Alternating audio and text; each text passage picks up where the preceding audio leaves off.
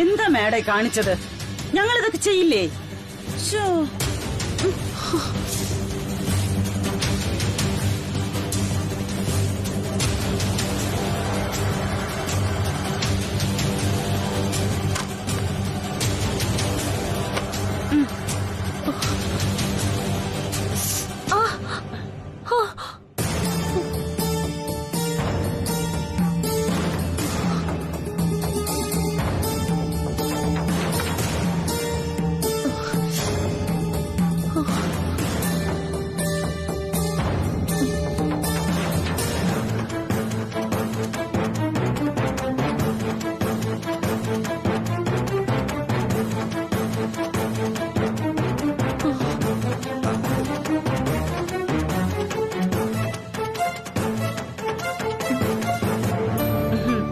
പേടിക്കണ്ട മാഡം, വേഗം കരിയും. ചെറിയ മുറിവാ. ക്ഷമിക്കണം സരോജാമ്മേ, വെറുതെ നിങ്ങളെയൊക്കെ ബുദ്ധിമുട്ടിച്ചു ഞാൻ. നിങ്ങള് വെഡിങ് കാർഡ്സിന്റെ കാര്യങ്ങളൊക്കെ നോക്കിക്കോളൂ. ഞാൻ ഇറങ്ങാ. ഉടനെ ഒരു TT എടുക്കണം. I am really sorry. എന്തിനാ മാഡം ക്ഷമയൊക്കെ ചോദിക്കുന്നത്? മാഡം ധൃതി പിടിച്ച് പോണോന്നില്ല. സരോജ, നീ ഒന്ന് പറ. ഇല്ല, സാരമില്ല. ഞാൻ ഇറങ്ങുന്നു. പോയിട്ട് കുറച്ച് കാര്യങ്ങൾ ചെയ്തു തീർക്കാനുണ്ട്.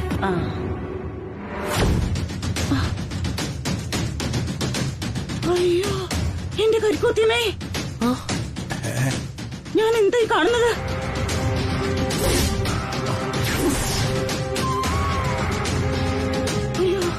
എന്തു പറ്റി സരോജാമ്മേ?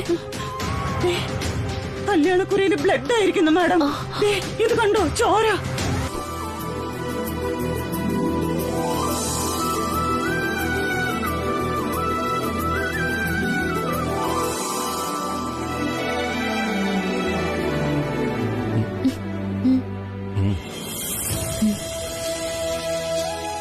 ശ്രീലക്ഷ്മി അച്ഛ, എനിക്ക് ക്ഷേത്ര ഭാരവാഹികളൊന്ന് കാണണമായിരുന്നു. ഞാനിപ്പോ വരാം. ഓ, ആയിക്കോട്ടെ.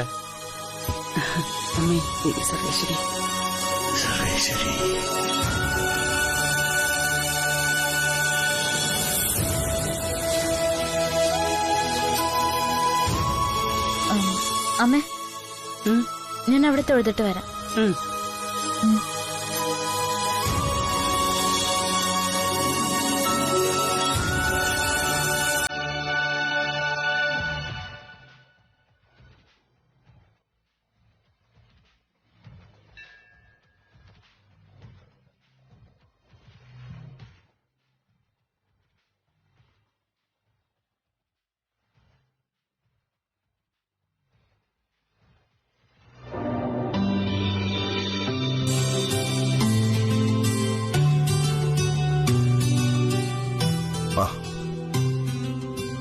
എന്താ ശ്രീലക്ഷ്മി, കുറെ നേരമായിട്ട് എന്തോ പറയാനുണ്ടെന്ന് തോന്നുന്നല്ലോ തനിക്ക്.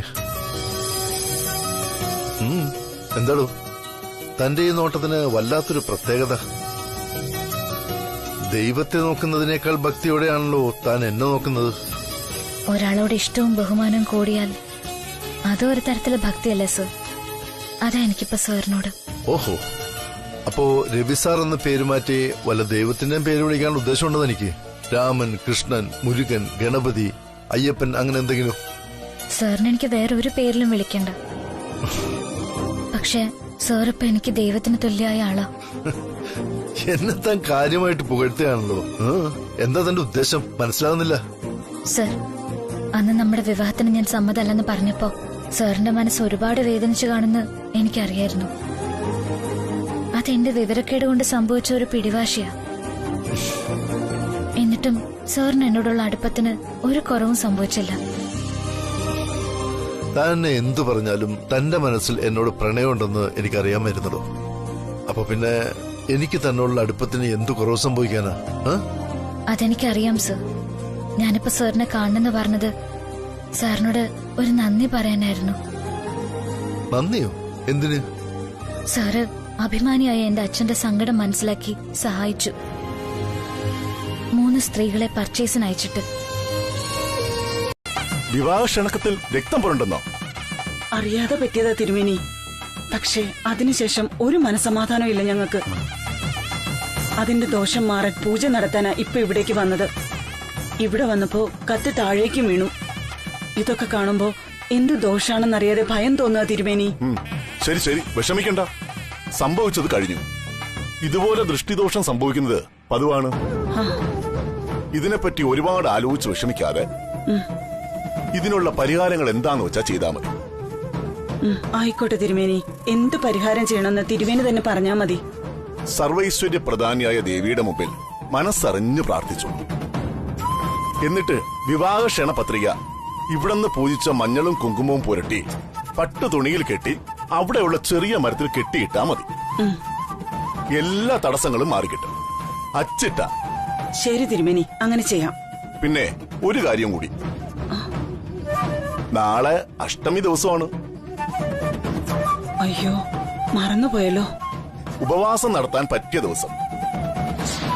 വിവാഹം കഴിക്കാൻ പോകുന്ന പെൺകുട്ടി ഉപവാസം നടത്തി ഇവിടെ വന്ന് ദേവിയുടെ മുമ്പിൽ പ്രാർത്ഥിച്ച് വിവാഹം കഴിക്കാൻ പോകുന്ന പുരുഷന്റെ കൈകൊണ്ട് നെറ്റിയിൽ കുങ്കുമം ചാർത്തിക്കുന്നതും വളരെ നല്ലതാണ്. ദീർഘമാംഗല്യത്തിന് ഉത്തമം.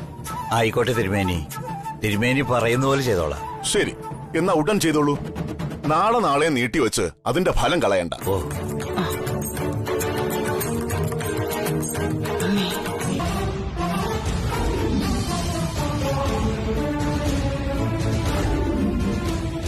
അന്ന് ഞാൻ പറഞ്ഞ കാര്യം ജ്യോത്സ്യൻ മോളോട് പറഞ്ഞിരിക്കൂ. ഈശ്വര, ഞാൻ അവളുടെ മുഖത്ത് എങ്ങനെ നോക്കും?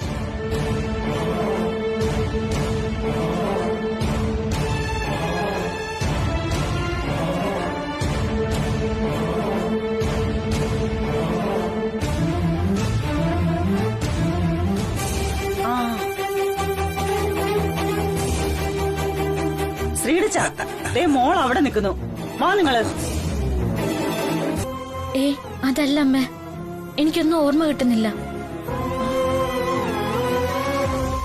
ശ്രീകോവിലിന്റെ മുമ്പിൽ നിന്ന് പ്രാർത്ഥിച്ചതേ അവസാനമായിട്ട് എനിക്ക് ഓർമ്മയുള്ളൂ. പിന്നെ പിന്നെ പിന്നെ എന്ത് സംഭവിച്ചു? മോളെ, അമ്പലത്തിന് മുമ്പിൽ നിന്ന് ജ്യോത്സ്യനോട് സംസാരിച്ച ഓർമ്മയില്ല നിനക്ക്? ജോത്സ്യനോടോ? അതെപ്പോ? ശ്രീലക്ഷ്മി, ഓക്കെ. ഇപ്പോ ഇത് കെട്ടിക്കോളൂ. ഇതെന്തിനാ സർ? എന്താ കാര്യം? അത് ഞാൻ പറയാം. തൽക്കാലം ഞാൻ പറയുന്നത് കേൾക്കൂ. ഇത് കെട്ടിക്കോളൂ. ഇത് പിടിക്കൂ.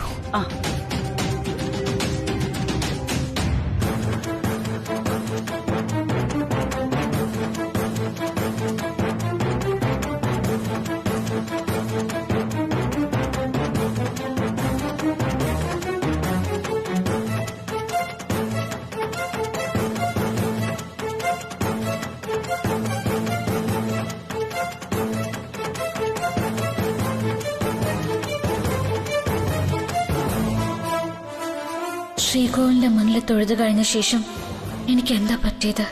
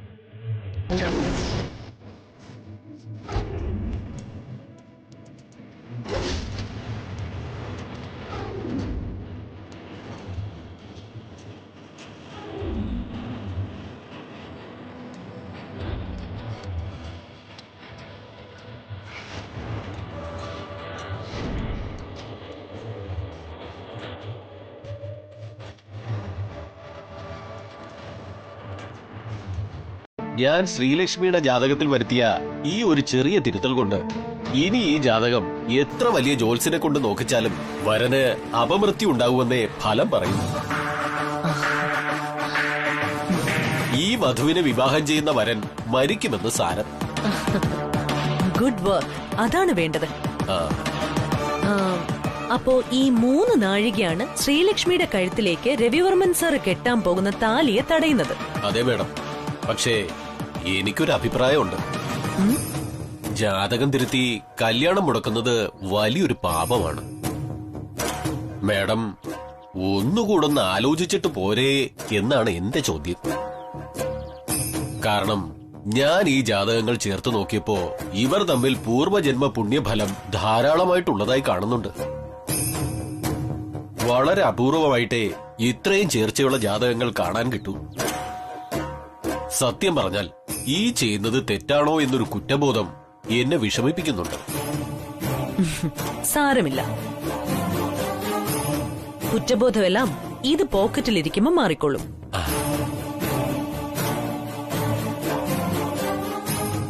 ശരിയെന്നാ.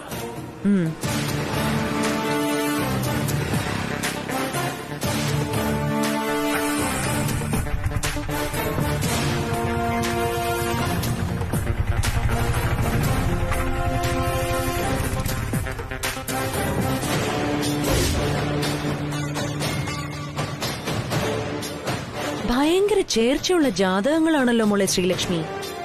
നിന്റെ പ്രണയം ജന്മാന്തര പുണ്യം പവിത്രം എന്നാണ് പറച്ചിൽ.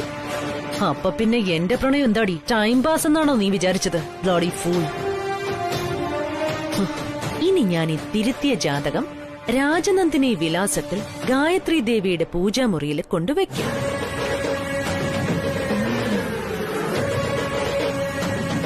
ഒറിജിനൽ ജാതകം. സാൻഡ്രയുടെ ലക്ഷ്യങ്ങൾക്ക് തടസ്സമായി വന്ന് നിന്നാൽ സാൻഡ്ര അവരുടെ തലവര തന്നെ മാറ്റി എഴുതും. വലിച്ചു കീറും ഞാൻ അവളുടെ ജാതകത്തിന്.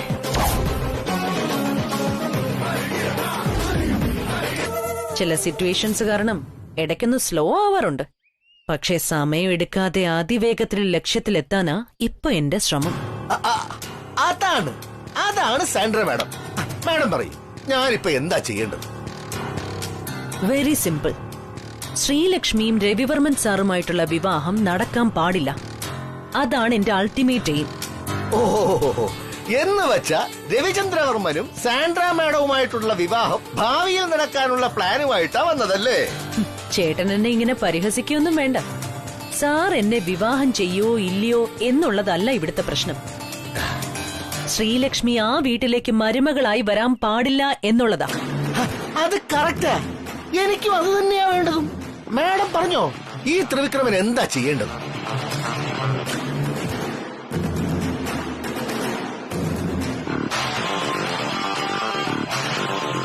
ഞാൻ പറഞ്ഞല്ലോ, കാര്യം വളരെ സിമ്പിളാണ്.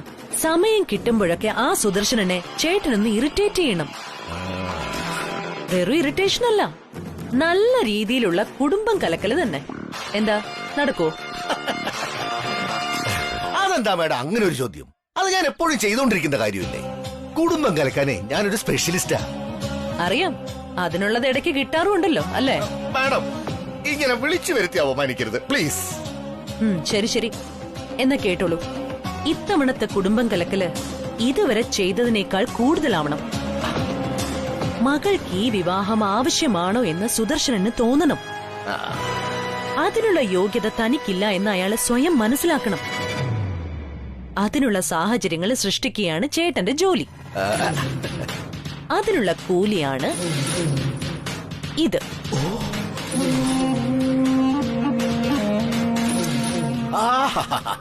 എന്തൊരു സന്തോഷം! ഇപ്പോഴാണ് ഒരു ഡീലായി. മാഡം നോക്കോ, ആ സുദർശനൻ ഞാൻ വയ്ക്കാൻ പോകുന്ന ഓരോ കെണിയിലും വീണ് ശ്വാസം മുട്ടി ഭ്രാന്തനായി എന്റെ മകൾക്ക് ഈ കല്യാണം വേണ്ടേന്ന് പറഞ്ഞ് തെരുവുതോറും വിളിച്ചു വിളിച്ചു പറയും. ഇതേ ഈ ത്രിവിക്രമന്റെ ഉറപ്പാ.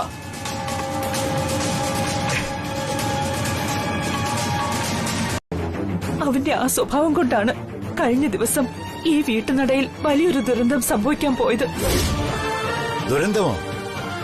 അതെ, ചെറിയൊരു അഗ്നിബാധ.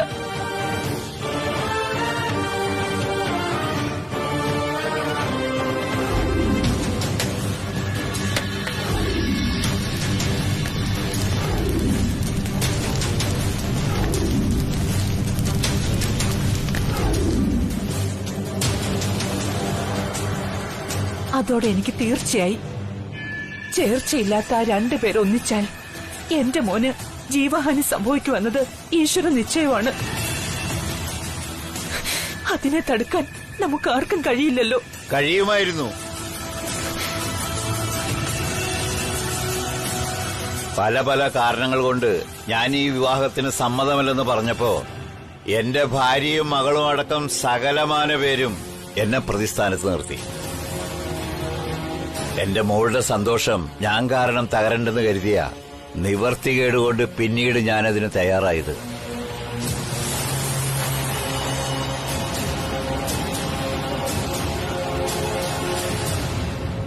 എന്റെ മോളുടെ ഭാവിയിൽ എനിക്കിപ്പോഴും കെട്ടടങ്ങാത്ത ആശങ്കകളുണ്ട് ഗായത്രിയമ്മേ. ഏതൊരച്ഛനും തോന്നുന്ന ആധികൾ. ജ്യോത്സ്യൻ പറഞ്ഞാലും പറഞ്ഞില്ലെങ്കിലും ഈ വിവാഹം നടന്നാൽ നല്ല പ്രായത്തിൽ തന്നെ എന്റെ മകളൊരു വിധവയുടെ പട്ടം സ്വീകരിക്കേണ്ടി വരുമെന്നർത്ഥം. സുദർശൻ,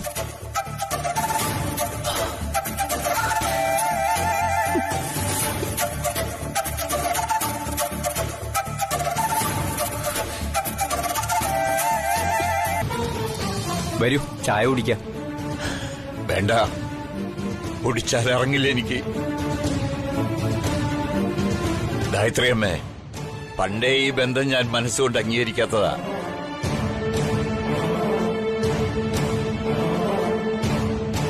ഉള്ള ഏക മകളെ ഇരട്ടിപ്രായമുള്ള ഒരാൾക്ക് പിടിച്ചുകൊടുക്കേണ്ടി വരുന്ന നിവർത്തികെട്ട ഒരച്ഛന്റെ വേദന പറഞ്ഞാ മനസ്സിലാവില്ല നിങ്ങൾക്ക്.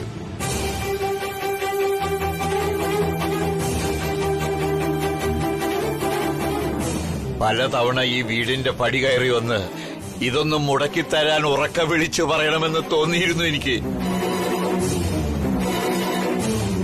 പക്ഷേ എനിക്കതിന് പറ്റിയില്ല. അത് മറ്റൊരു നിവൃത്തികേട്.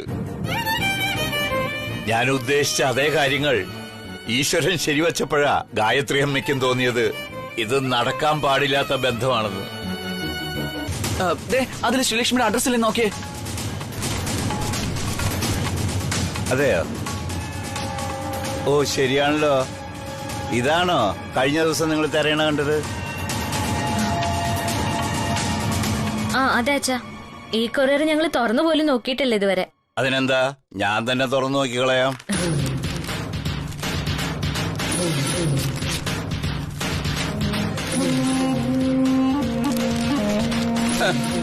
ഇത്രയും വലിയ കവറിനകത്ത് ഇതെന്താ ഒരു ചെറിയ പേപ്പർ?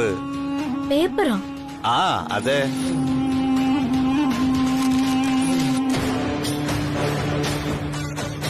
പ്രിയപ്പെട്ട കുഞ്ഞനുജത്തി, നീ കാണുന്നത് മുഖം മൂടി അണിഞ്ഞ ഒരു രവിചന്ദ്രവർമ്മനെയാണ്.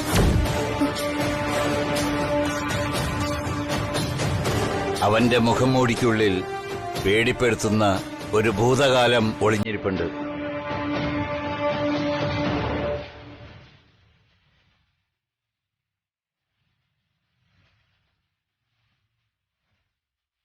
അതറിയണമെങ്കിൽ അവന്റെ ആദ്യ ഭാര്യ രാജനന്ദിനി എങ്ങനെ മരണപ്പെട്ടുവെന്ന് അന്വേഷിക്കണം.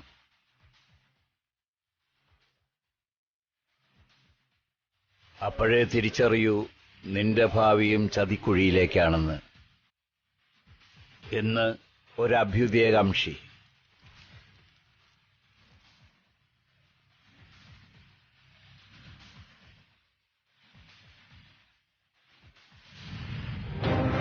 എന്താ മോളെ ഇത്? രാജനന്ദിനി രവിവർമ്മ സാറിന്റെ ആദ്യ ഭാര്യയല്ലേ? ഇതെന്താ ഇങ്ങനെയൊക്കെ എഴുതിയിരിക്കുന്നത്? നിനക്ക് എന്തെങ്കിലും അറിയാമോ ഇതിനെ കുറിച്ച്? ഞാൻ പറഞ്ഞതിന് അങ്ങനെ ഒരു അർത്ഥമുണ്ടെങ്കിൽ അങ്ങനെ തന്നെ വിശ്വസിക്കാം. എങ്ങനെ തന്നെ വിശ്വസിക്കാന്ന്? എന്താ നിങ്ങൾ പറഞ്ഞ കാര്യങ്ങൾ ഞങ്ങൾ കേൾക്കാതിരുന്നത്? ഒരെണ്ണം പറഞ്ഞേ, ഞാനൊന്ന് കേൾക്കട്ടെ. പറഞ്ഞാ കേൾക്കുമായിരുന്നു. പണ്ട് രവിചന്ദ്രവർമ്മൻ എന്ന ആളെ നമ്മുടെ മോള് പരിചയപ്പെടുന്നതിന് മുൻപ്.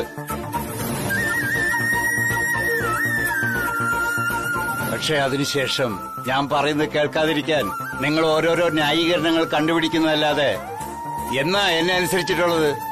ഇങ്ങോട്ട് പറഞ്ഞേ, ഞാൻ കേൾക്കട്ടെ.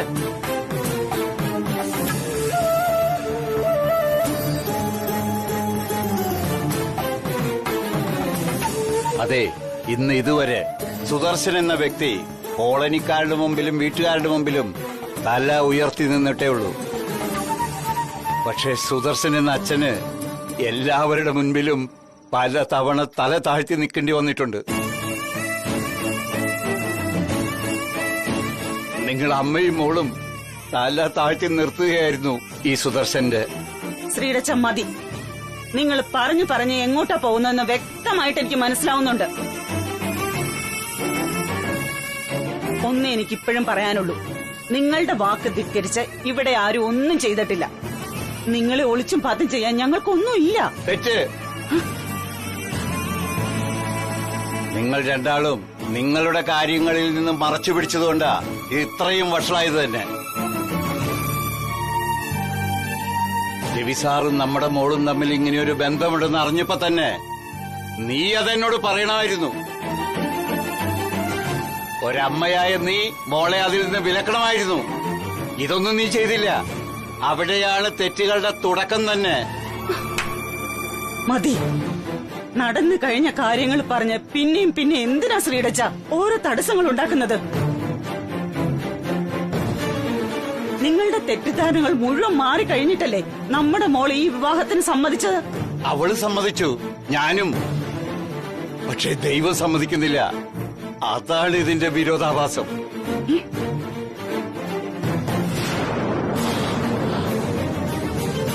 നിങ്ങൾ പറയുന്ന എന്റെ തെറ്റിദ്ധാരണ മറ്റൊരർത്ഥത്തിൽ ഈശ്വര നിശ്ചയമാണെന്ന് ഇന്ന് രവിവർമ്മൻ സാറിന്റെ വീട്ടിൽ പോയപ്പോ എനിക്ക് മനസ്സിലായി. ദൈവം സമ്മതിക്കുന്നില്ലേ എന്ന് പറഞ്ഞാ? അല്ല, അവിടേക്ക് എന്തിനാ നിങ്ങളെ ഗായത്രി അമ്മ വിളിപ്പിച്ചത്? അത് പറഞ്ഞില്ലല്ലോ നിങ്ങൾ ഇതുവരെ. അത് പറഞ്ഞാൽ നീ വിശ്വസിക്കില്ല. ഗായത്രി ദേവി അമ്മയ്ക്ക് ഇപ്പൊ ഒരാഗ്രഹമേ ഉള്ളൂ, ഒരൊറ്റ അപേക്ഷ മാത്രം. രവിചന്ദ്രവർമ്മനും ശ്രീലക്ഷ്മിയും തമ്മിലുള്ള വിവാഹബന്ധം മുടങ്ങണം, അത്ര തന്നെ. നാളത്തെ ദിവസത്തെ പ്രത്യേകത എന്താണെന്ന് നിനക്കറിയില്ലേ? രവി, ഓർമ്മയില്ലേ നിനക്ക്? എന്റെ മുഖത്ത് നോക്കി വേണം ഉത്തരം പറയാൻ. അത് ഞാൻ എങ്ങനെ മറക്കാനാണ്? നാളെ രാജനന്ദിനിയുടെ ഓർമ്മ ദിവസമാണ്. ഞാനത് മറക്കില്ല ഒരിക്കലും. അപ്പോ അറിയാൻ നിനക്ക്. എന്നിട്ടാണ് ശ്രീലക്ഷ്മിയുടെ വീട്ടുകാരോടൊപ്പം പൂജയ്ക്ക് ചെല്ലാന്ന് നീ സമ്മതിച്ചത്. മാത്രമല്ല, മറ്റാരും ഇല്ലാത്തതുകൊണ്ട് എല്ലാ വർഷവും നീ തന്നെയാണ് രാജനന്ദിനിയുടെ ആണ്ടുബലി കർമ്മങ്ങൾ നടത്തിക്കൊണ്ടിരുന്നത്, ഒരു മുടക്കവും ഇല്ലാതെ. എന്നിട്ടിപ്പോ ശ്രീലക്ഷ്മി വന്നപ്പോ അത് വേണ്ടാന്ന് വെക്കുകയാണോ നീ? നിനക്ക് രാജനന്ദിനിയാണോ വലുത്, അതോ ശ്രീലക്ഷ്മിയോ? പറയാൻ.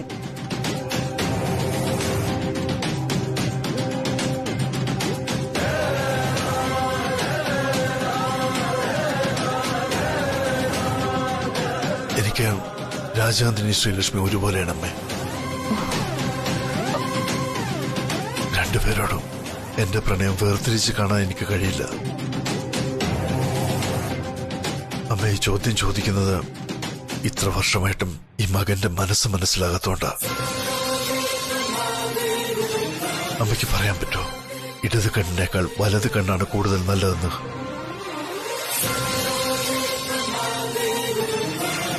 ഇല്ലമ്മേ, രാജനന്ദിനിയും ശ്രീലക്ഷ്മിയും ഒന്നായേ ഞാൻ കണ്ടിട്ടുള്ളൂ. ആ ഒന്ന് ഇവിടെയാ ജീവിക്കുന്ന. അതിന് മരണമുണ്ടാവില്ല ഒരിക്കലും.